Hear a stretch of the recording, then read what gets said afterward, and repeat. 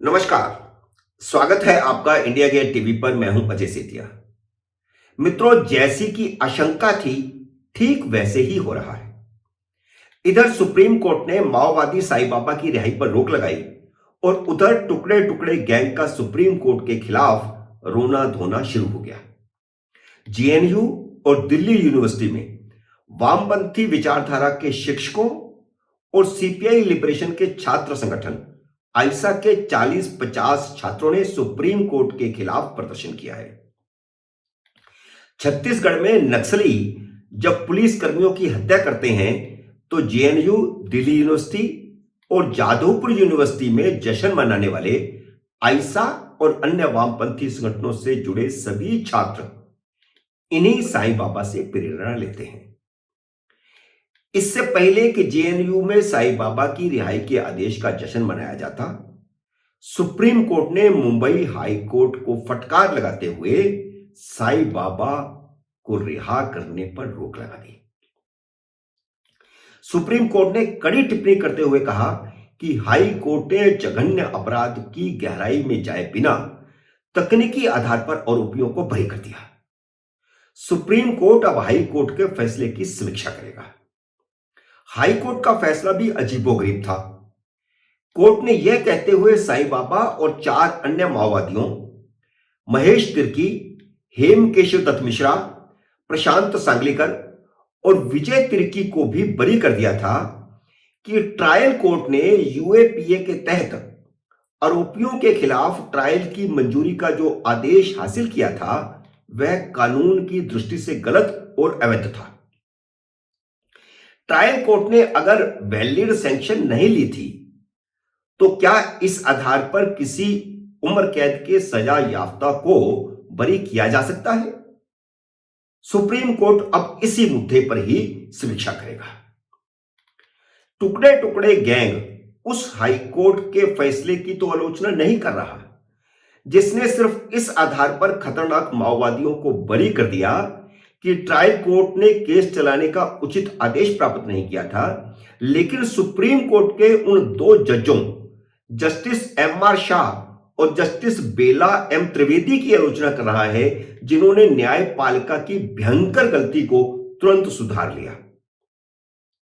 हालांकि आगे क्या होगा हम नहीं कह सकते, लेकिन सुप्रीम कोर्ट ने हाई कोर्ट के बरी करने के फैसले पर तुरंत रोक लगाई है। सुप्रीम कोर्ट के इस त्वरित फैसले से एक बात और खुलकर सामने आ गई कि सिर्फ विश्वविद्यालयों के प्रोफेसर और स्टूडेंट ही नहीं, सीपीआई और सीपीएम पार्टियां ही नहीं, कुछ पत्रकार और टीवी चैनलों पर बहस करने वाले तथा कथित बुद्धिजीवी ही नहीं, बल्कि न्यायपालिका के भीतर भी इस गैंग के चहेते बैठे हुए हैं। इसके 2 प्रमाण आपके सामने रख रहा हूं।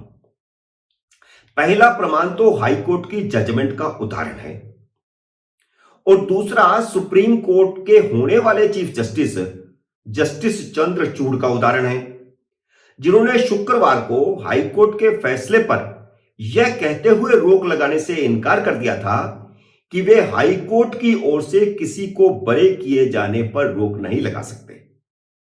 मुंबई हाई कोर्ट का फैसला आने के तुरंत बाद सॉलिसिटर जनरल ने शुक्रवार को जस्टिस चंद्रचूड़ की बेंच के सामने हाई कोर्ट के फैसले पर स्टे लगाने की जुबानी अपील दाखिल की थी। इस पर जस्टिस चंद्रचूड़ ने कहा कि उसे यानी माओवादियों को कोर्ट ने बरी किया है।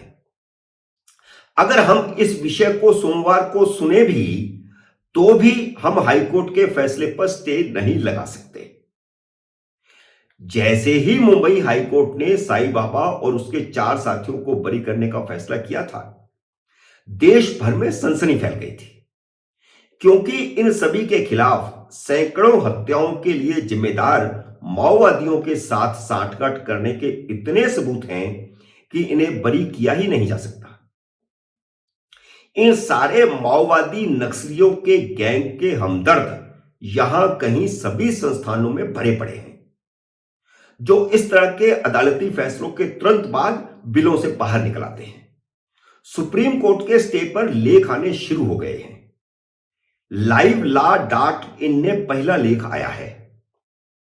लेख के लेखक मनु सेबेस्टियन इस वेबसाइट के मैनेजिंग एडिटर हैं। इस लेख में उन्होंने सवाल उठाया है कि क्या यह इतना जरूरी और अर्जेंट मामला था कि सुप्रीम कोर्ट उस पर तुरंत सुनवाई करता। शुक्रवार शाम 3:59 पर याचिका दाखिल की गई थी और शनिवार सुबह 10:30-11 बजे मुंबई हाईकोर्ट के फैसले पर रोक लगा दी गई।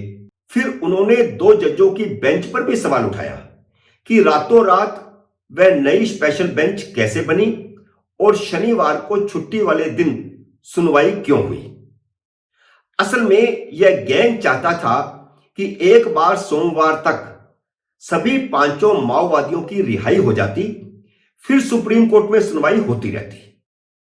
अगर सुप्रीम कोर्ट पर यह सवाल उठाया जाता है कि उसने शनिवार को सुनवाई क्यों की, तो सवाल हाईकोर्ट पर भी उठता है कि उसने शुक्रवार को ही माओवादियों को बरी करने का फैसला क्यों किया।